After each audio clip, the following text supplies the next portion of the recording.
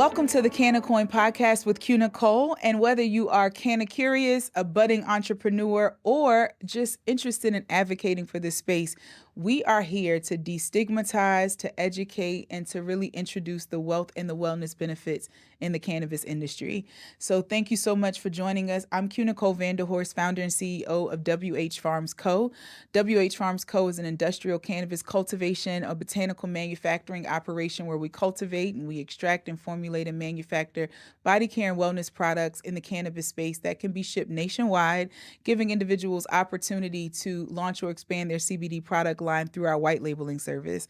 And we're excited because we want to talk about what it means to really not only grow in this space as a business owner, but most importantly, why this industry is exploding, why so many people are choosing cannabis above alcohol and tobacco, why so many states are earning hundreds of millions of dollars in revenue first month of or first year of a cannabis company coming, a cannabis industry opening up in a state. We want to talk about all of those things as we dive into today's episode. So today's hot topic, we're going to shout out the state of Maryland. I lived in the DMV for over 20 years, and so I'm so excited to see that Maryland recently decided to allow recreational or adult use marijuana in its state, and within the first month of sales, revenued over $80 million. And that's because there are so many people who are choosing cannabis to replace or to also just have an alternative to alcohol, to cigarettes, and to any even prescription medication. And I think that when you think about the fact that we are a United States of America, if each state were to have the ability to revenue and open up this industry successfully and to obtain the tax revenue that's available, then look at how that could impact our schools, our roads, and so many other aspects of our country and our infrastructure.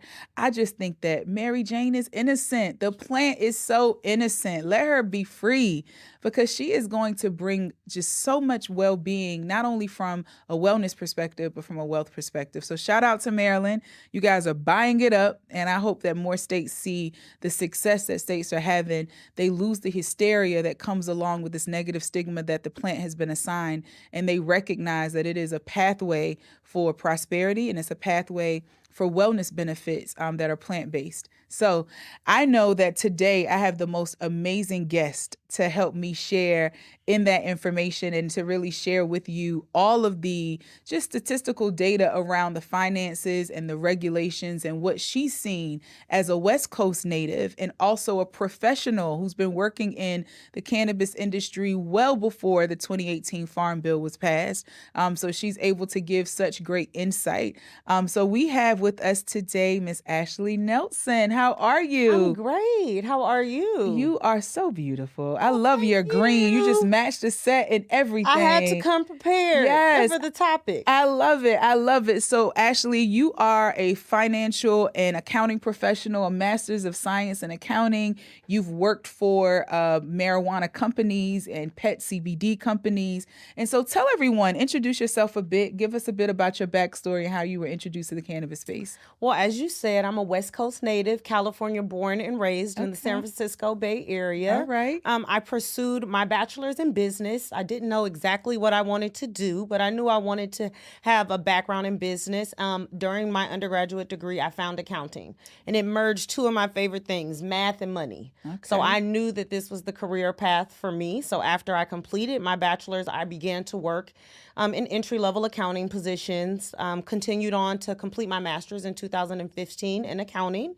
And in 2016, I birthed All Concepts Accounting, which is my boutique accounting firm that provides bookkeeping and accounting services to business and individuals looking to empower themselves with financial information and make the best decisions for their life based on that financial information. So I just have to do a quick plug, because as a business owner in this industry, it's so hard to find qualified accounting services specific for the cannabis industry. So your boutique agency works with CBD companies, cannabis companies, etc.? Yes, ma'am. With that said, let's talk a little bit about your background in cannabis. Tell me about what were you, I know that we've already delved into your professional experience, and I know we're going to go very deep into that. But prior to the professional experience, were you a novice to the plant before you started working as an accounting professional in the space? Yes, ma'am. Okay. California native, like I said, born and raised. So we grew up around a culture, I would say, that was very cannabis friendly. It was never a taboo plant. It was never seen as anything bad or negative. We were always very pro marijuana in the state of California. Yeah. As you know, we were the first state to allow not just medicinal use, but recreational use. Yeah. Medicinal use, 1996. Wow. Took 20 years later for 2016, Proposition 2064 to pass for us to allow recreational use. Yeah. But it's just always been a part of a lot of the culture. A lot of the growers in Humboldt County, a lot of the flower comes from there. So we were always immersed in the culture being from San Francisco. So we never saw it as a bad thing until the world kind of saw it as a bad thing, you know? Right. So how did you feel? Because we are in the South. Yeah. So you moved from the West Coast to this area, but coming from California, what was your perception of the way that other regions of the country addressed or dealt with the plant? Well, I always knew everyone was like, "You're moving from California, you." I'm like, "Yeah, it'll be fine." I was very surprised to come to Georgia and see how they use it recreationally, despite it being illegal. Yeah.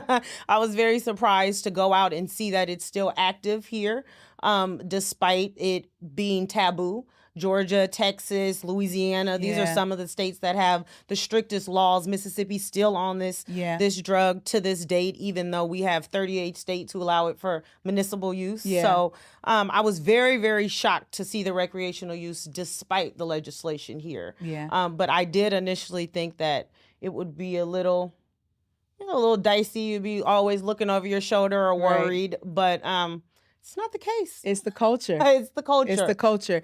I was reading a statistic earlier that talked about how, and I'll talk about this in other shows, but how over 70% of adult Americans have tried cannabis. Oh, wow. Yeah. And 45 to 48% of them actually said they liked it. Oh, yeah. And so, I mean, of course, we know that, right? Right. Like, of course you like it. But it's amazing because as these numbers continue to grow, as it continues to be destigmatized, what we're noticing is that the residents of these southern states are being a bit more vocal and open about their use. And even as a company, we're excited to talk about more of the wellness aspects of it because we think that that's some of the biggest benefit that the plant offers. So I love that. I love that. So let's talk some statistics.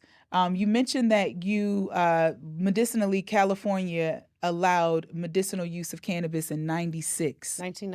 96. Yeah. So shout out to California and all of the work that they've done as a state, as legislation, as government to really be a pioneer and forerunner in this space for the country. Definitely. Certainly an example for other states to follow.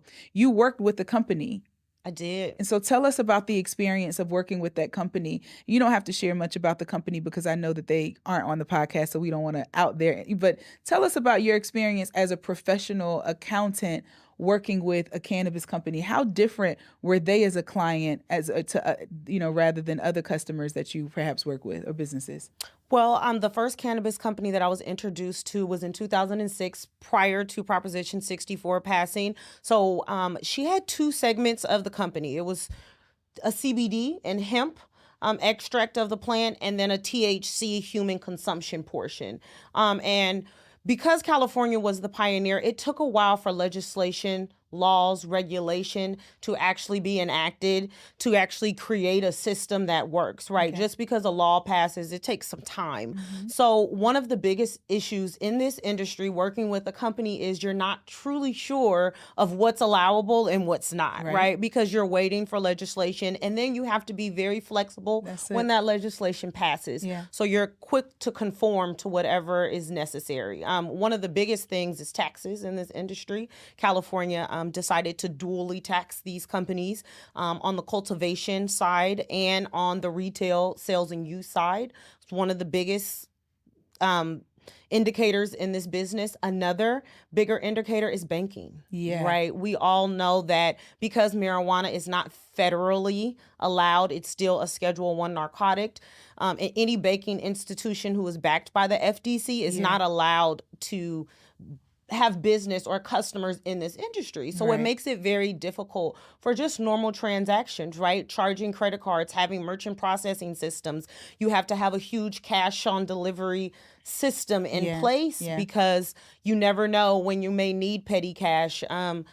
To pay vendors, to pay employees. So that's one of the biggest issues. Merchant processors being scared to work with you are holding really large reserves. Yeah. And I'm not sure if people know about reserves, but you do $100,000 worth of sales on a Monday and they say, okay, we're going to hold 40,000 of it and we're only going to send you 60 and give us 3 weeks to send you the 60 in small payments. Yeah. So from a cash flow standpoint as a business, to buy inventory, to reinvest in the business, to fulfill orders, to do all of these things, it makes it almost nearly impossible to do it without having some level of cash flow separate from the basic operations of this business. Yeah. Yeah. You brought up a lot, and I love that because I want to go back to explain what the prop.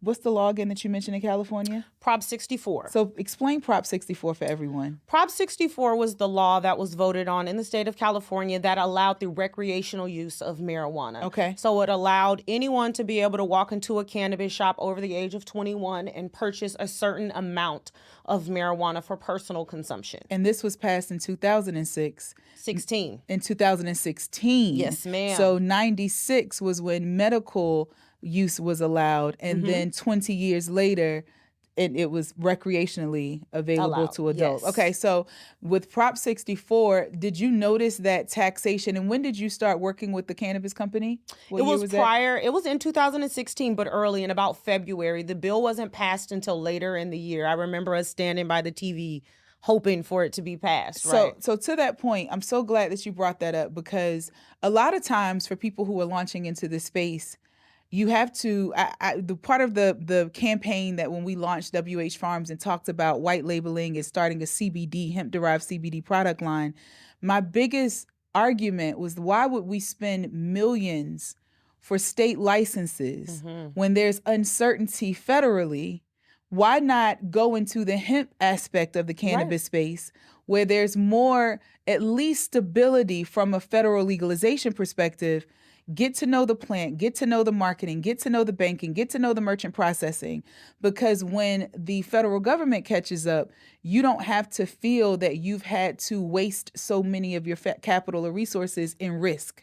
So talk about the agility that you find that businesses have to have in this space, because you don't know, from month to month or quarter to quarter, how a federal law or state law may impact your operations. Definitely, yes. You have to be very flexible, especially with packaging. Yeah. Right? Because we have to be careful of what claims we make on packaging. We have to be careful about where we're shipping our product as laws change. We have to be careful about the laboratories we use, the sourcing of the product. There's been a lot of price volatility in actually the plant and hemp derived. So, your costs may elevate in a month extremely where it wasn't before. So all of these are extreme factors that you have to deal with. And in the business that I was working with, due to the regulations and some of these changes and the unknownness of where the market was going, that company decided not to move forward with this THC product, even in the medicinal space or in the recreational space.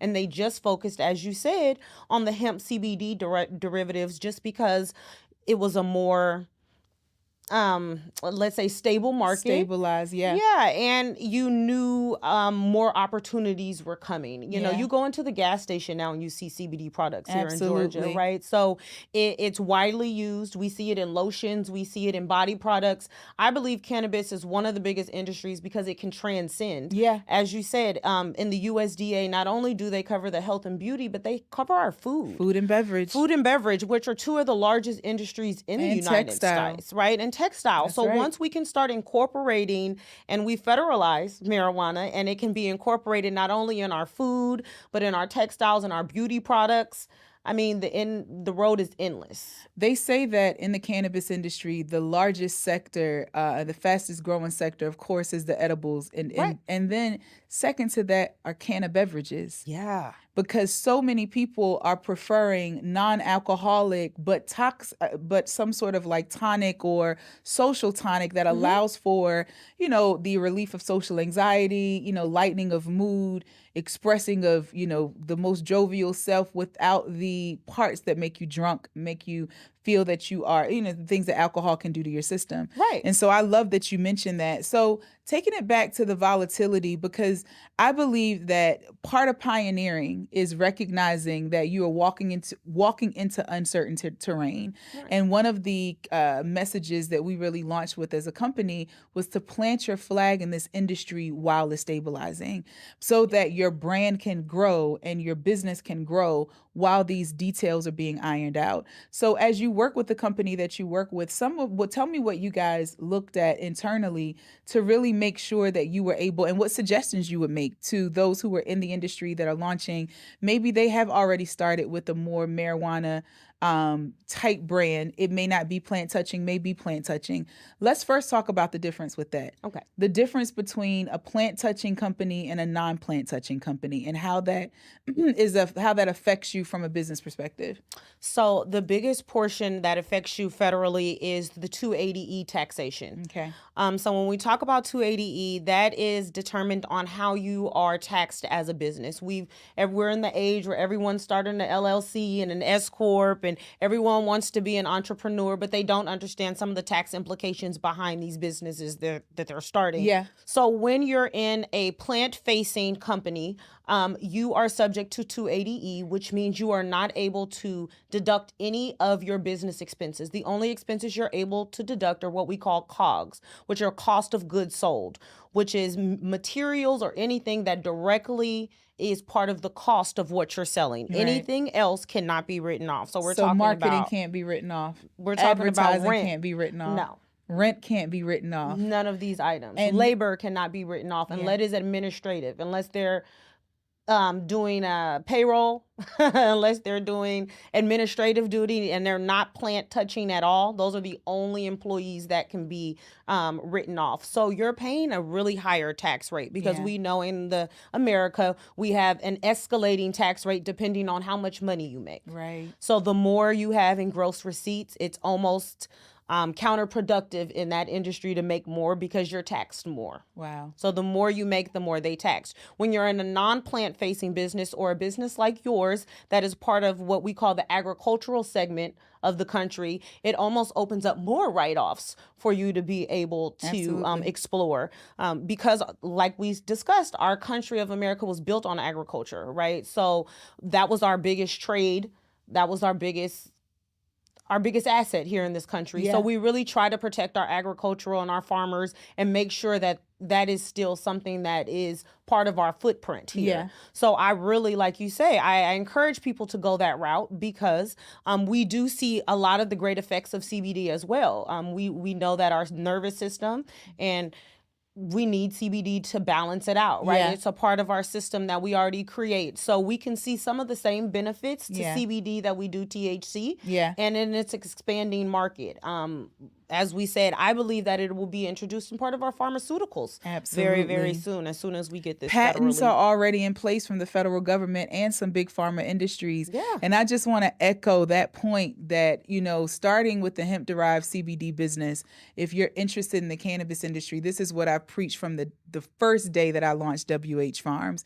And we started, our MVP was a kit that combined education and extract to help people during the pandemic infuse hair products, beauty products, food products with CBD and be able to offer additional benefit, charge additional premium so that they can make revenue in the pandemic because everything was shut down.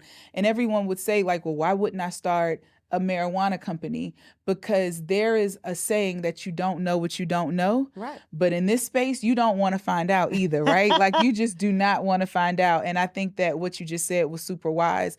Let's go into banking because we actually, even as a hemp-derived CBD company, and we've worked with banks that are agriculturally focused, but because we're cannabis or marijuana adjacent, We still are a lot of times scrutinized. I mean, I would never forget, we had placed a 5-figure check into a bank account, and we were, just setting it aside as reserves because it was a part of a grant fund that we received, and they wanted it to be segregated from the operating account. And within like 2 weeks, the bank called and said, "Hey, can you come pick up a check?" Yeah. And I'm like, "Pick up a check for what?" And I was like, "Well, we have to close your account because as we've looked at your website and we see your gummies that are non-THC, Right. broad spectrum CBD gummies, they said that they were they weren't interested in being exposed to the risk because bank institutions get to make a decision because there isn't a federal regulation, Right. Whether or not they want to be exposed to the risk in this industry." So what have you seen as an accountant in this space, and what are some of the challenges that people have had with banks, and what recommendations would you offer, clients as it relates to like working with banks? Well, back in 2006, they're not as profound as they are now, where they return your check and call you and come and pick it up. That's when you would log into your bank and they would say, you're under investigation. Ugh. And we're going to hold the funds until we figure out what's going on and how close you are to a THC or a CBD company. Square. That's a Square thing today. Right. So I've seen that not only with merchant processors, but with banks holding funds. So it was just a very scary thing to put money in the bank and not use it right away. I mean, we would almost put money in the bank just to wire it to a vendor to pay an invoice the same day, because you wouldn't want money sitting, because you would never know You what would be risk you were subjected taking. to investigation. Absolutely. Right. And they held funds for a really long time. I remember PayPal held our funds for almost 9 months under investigation. Yeah, 6 months over here. It's this is really, I'm so glad that you're able to provide insight, because I really want new entrepreneurs in this space to understand the level of cash flow and the liquidity that you need outside of your business revenue. And this is speaking from a business owner and from a professional accountant. It is so important to have liquidity aside from your cash flow in business. You can have a 6-figure month and not one penny of it be available to you. And you would have just thought that, after creating this marketing campaign and launching out this rollout, that I'm just going to be able to just move forward, and it doesn't happen. And it's so hard to explain to people because it's so uncommon. Right. So I'm sorry to interrupt, but that's first, so great. merchant fees, let's just talk about the fee-based. If I make $100,000, there's a percentage that they're taking off top for fees for the actual processing, right? So we have to understand that. We also have to understand that businesses have to have several merchant processors, because some don't utilize certain credit cards that other utilize. Yeah. So you have to remember, you have to always have several different options available. Yeah. So you run a greater risk because your money is now spread apart. Yeah. But at the same time, it's necessary. Yeah. So those are kind of the risks that you run, where you have the merchant processing fees from different companies. You have the reserves that we discussed. So each company is going to take their own reserve. Yeah. And then let's talk about these chargebacks. Let's God. talk about the people who get products. Oh, God. And call the bank and says, "Oh no, I didn't order that." Just know that if you do it with WH Farms, because it is in our terms and conditions, we litigate. And I just want to be very clear. So I want to tell business owners, keep a list of those chargebacks and stop sending them product. You have to keep a list, because there are people who do this serially. I mean, the fraud, we litigate. I just want to say that litigation is an option for a business. And the more you do it, the more reserve the merchant processor holds. Yeah. So if you're doing it to my business constantly, and they're normally charging a 30% reserve, they may increase that to a 45 or 50%. Which is why we litigate. Because another thing that people don't realize, because this is very common. I mean, I just had, we've had so many of these types of issues. And I think that as a startup, you have to be, not even as a startup, as any business, if you're doing business with a cannabis business, then do not bring the attitude that I can compromise this business's cash flow and operations because I changed my mind. I had an emotional reaction. The damage that you do to the operations of that business is worth litigating, because when you've been held back from your account for 6 to 8 months, then that's cash flow loss. And all of that adds us lost revenue. And that can, that could be a multiple 6-figure number. Yeah. And it's worth the litigation. I think people need to understand that. Like, don't think that you're going to go to a Cookies or a True Leave or a WH Farms and just run a scam with your card. You can find yourself in court because you're not just getting your $100 or your thousands of dollars back. You're charging them hundreds of thousands of dollars of lost revenue because it may have been a platform where all of their receivables came in. Yeah. So I just want to make sure that I reemphasize that part. We definitely. Yeah, because that's a big thing now, right? Yeah. So we have to inform people and let people know you are doing detriment to people's businesses. Absolutely. And we're affected by those kind of things. And even with merchant processing, you talk about the reserve, but I think that people should also recognize that you're considered a high-risk business, just like pornography, just like, gambling facilities. And so you may even be charged a higher percentage for the actual processing of your funds. Yeah. So what are some things that you recommend that individuals do to work around or make sure that they're operating a business above board in that space? Well, there's a few things that you can do for compliance. Okay. The first thing is you want a great team of accountants and a CPA behind you that know the numbers, that know this industry. Yes. You, of course, want a legal team behind you that is keeping abreast of any changes. I tell people all the time, whatever state you're in, whatever county you're in, get involved. Yeah. Every state has their own department of cannabis control or marijuana control centralized that you can be signed up for, that you can be informed about. It's very, very important, more than any industry, that you're informed of the changes. Absolutely. And that you have a whole team that's informed. Also informed of other financial opportunities, as you said, in the agricultural community, or just as when we were just in this pandemic, right? There were companies who didn't take advantage of a lot of the federal funds. I'm talking about the Employee Retention Program. Right. I'm talking about PPP funding. I'm talking about SBA loans. I'm talking about all of the different avenues and ventures that you can invest in before going to the venture capital route. Yeah. There is also international banking options that have opened up in Amsterdam, in England. These countries have widely accepted the use of cannabis, not only medicinally, but recreationally as well. So they have a lot of programs.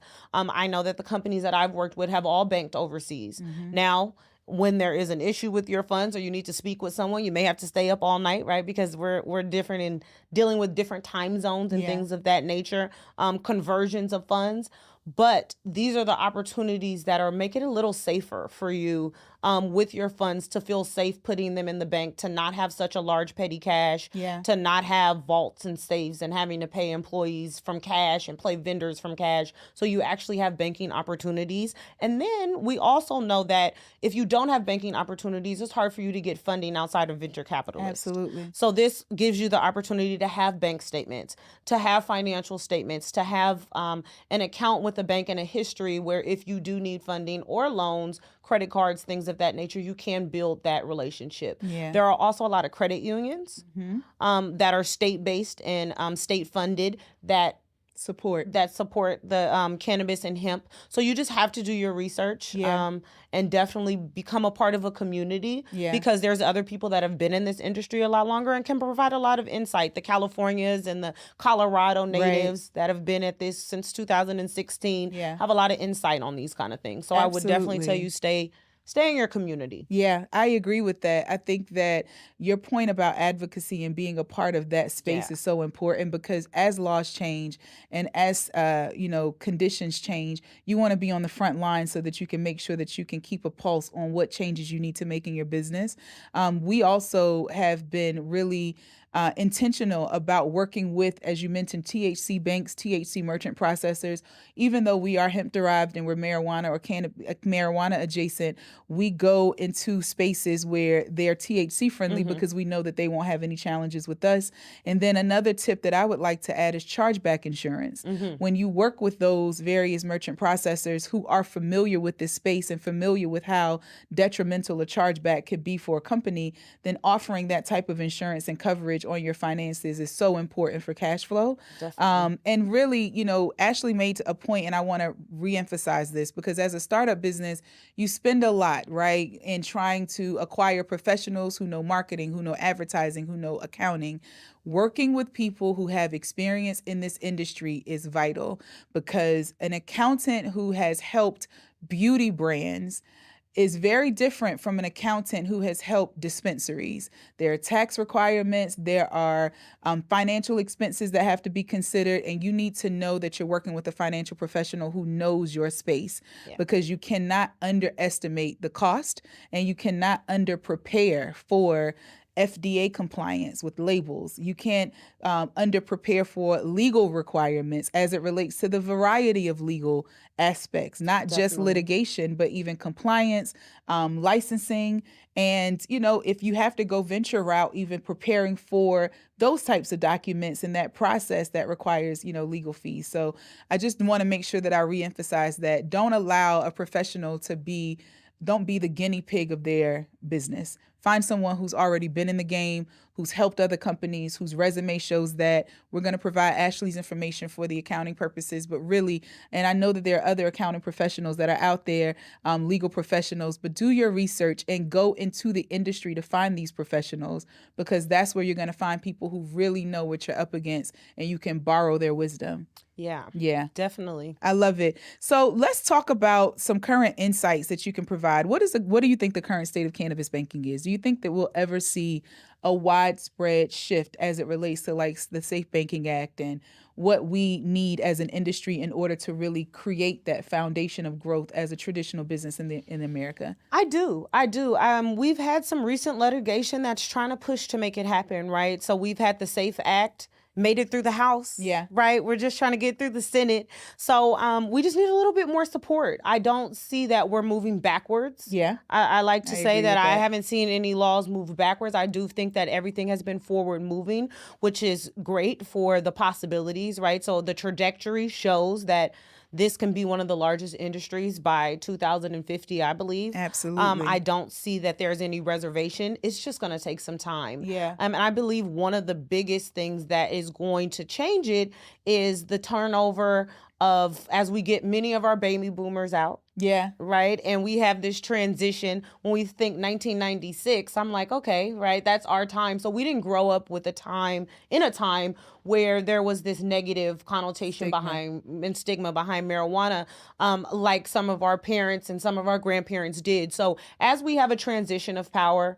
and we get some more Gen Xers and millennials in these legislative seats, I believe that it'll definitely change. You know what's so interesting that you say that about the boomers, because they say that the boomers are one of the largest groups of cannabis users. Definitely. I think that another benefit, because I agree with you, we're definitely not moving backwards, but I think that another benefit will be the boomers being more transparent about the wellness benefits. Oh, yeah. And sharing how they are using a plant-based alternative as opposed to pills and prescriptions that have a different quality of experience. And so I just am excited because I sit in the North Carolina House Health Committee meeting from time to time, because again, I believe in being right there on the floor where the policies are being made. Right. Because if you're a business owner in this industry, you can't afford to be too far away from policy creation. It affects everything that you do. And I'm actually impressed with the 65 plus year old members who sit and candidly share how they were shocked at how positive their bodies responded and how their doctors recommended. So I'm really excited that more of the wellness benefits are being brought to the table, because then we start to, my biggest campaign or mantra now is that we need a federal redefinition of cannabis. Right. It needs to be broken down into a non-psychoactive, psychoactive, and industrial categories, 3 categories, so that we can begin to create policies around each specific category. And so I do think that that's something that's going to be very helpful as well to move it forward. Definitely. I do. And I agree that the baby boomers are one of the biggest user groups in California. If you go to a club, that's who you see, right? Yeah. You would be very shocked to see the demographic of who's in the cannabis club, who's making these large purchases. Yeah, right? Consistently. Right, and using it for different purposes. But I do think that speaking about it openly, is something that that generation still has an issue with, right? There's a lot of areas that, even though they've experienced it, speaking about it positively, opening up legislation for it, not so available. I think we do have a huge opportunity as time moves forward, and we have some different, not only age, but political changes as well. Agreed. So where do you see, statistically speaking, or just from your industry research, we know that this is a huge industry. It's projected to be one of the largest industries, or the frontier of the largest industry in this country. Right. So they're actually comparing it to the tech boom and saying that it could outpace the tech boom. So let's talk about those details. How big is cannabis? Cannabis is huge. And as we discussed before, we've already seen it in our food, and we've already seen it in our beauty products. And so the next explosion, like we talked about, is into the pharmaceutical industry. So those are the three largest industries in the American population. What we eat, our beauty, and our beauty and our medicine, and that we take. So I think once it can integrate into those three markets, it will be bigger than the tech boom, right? Because once you can see it, like you said, categorized separately for the separate uses, whether it's the commercial hemp usage, whether it's the THC for consumption, whether it's the CBD for health and beauty products, I think that it's going to be huge. It's limitless. It's limitless. They've said that the largest global industries are coffee, water, and cannabis. Those are the top three. So if you're a coffee company, a water company, or a cannabis company, like, you're up there. And I think that so many people, the reason why we wanted to launch WH Farms to help people launch and expand their CBD product line is because, you know, shout out to Coriel, but Coriel was one of our brand ambassadors when we launched the company. And I'll never forget, on a live with her, she said, oftentimes we always as a community find out about these opportunities later than everyone else. And for me specifically, having a brother who served federal time because of a cannabis conviction, having a family who's been torn apart by that, and then seeing the former Speaker of the House being one of the wealthiest cannabis entrepreneurs in Ohio, you recognize how quickly things change, how much it didn't trickle down and affect the communities that it disrupted, and how we as individuals who are, you know, a part of those communities have to not allow this to become a multi-billion-dollar industry before we start to plant our flag. We need to be on the front end of it. So I really appreciate everything that you've come and you said today, because you've given so much phenomenal insight as it relates to just the state of this industry, some of the challenges, some of the ways to overcome. Thank you for those tips. I'm going to ask one last question because I think cash flow is so important. What are some positive habits and techniques that cannabis businesses can really put into practice as it relates to maintaining positive cash flow, protecting their cash flow, and being able to protect themselves as a company operationally as they grow, as this industry is expanding? One of the biggest ways I always tell businesses, no matter the industry, to protect cash flow is make sure your receivables are dated before your payables. Okay. Right. And the easiest way we do that is you want to have longer terms with your vendors that you need to pay. I agree. Than you are allowing your customer to pay you. So anytime you have to purchase inventory, purchase product up front to be able to sell to your customer, you want to make sure your customer is paying you before you have to pay your vendor. You also want to make sure that your costing structure is strong. It is very, very important that we're costing our products properly. Right. That we're looking at exactly what labor, what products, what materials we're putting in to create, and we're making sure that our margins are strong.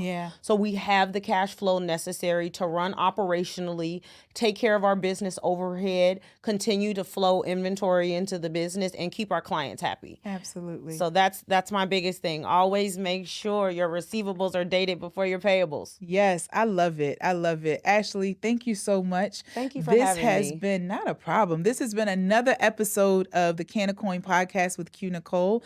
If you liked and felt some value from this video, make sure that you like, comment, and share. Certainly the show notes will have a number of details that you can reference back so that as you're launching your business, this episode can be of great value to you. Guys, we gave you the real today, but not to scare you, but to prepare you so that you are able to walk in with an open mind, but also a prepared mind to understand not only the level of mental I think tenacity that's needed to overcome some of these challenges, but just from a liquidity perspective, where you need to be financially so that you can really create a sustainable business. And certainly you can follow me on Instagram at QNicoleMcNair. And if you are interested in our academy and a mentorship so that you're able to grow in this industry, please check out the CBDpreneur Academy on our website and you'll get more information there. So thank you again and have a great day, guys.